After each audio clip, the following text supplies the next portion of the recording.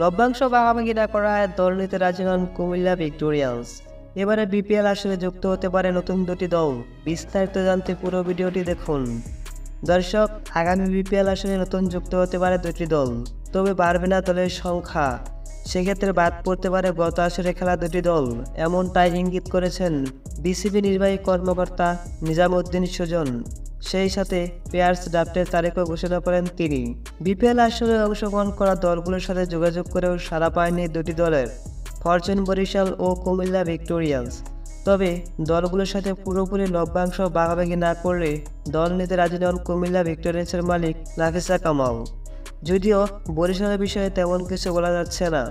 শেষ পর্যন্ত বিপিএলে কুমিল্লা ভিক্টোরিয়ান্স ও ফরচুন বরিশাল দল না নিলে নতুন দুটি দল নেবেন ফ্রাঞ্চাইজি বিসিবি। নতুন দল হিসেবে এবারে বিপিএলের সুযোগ থাকছে রাজশাহী ও ময়মনসিংহ।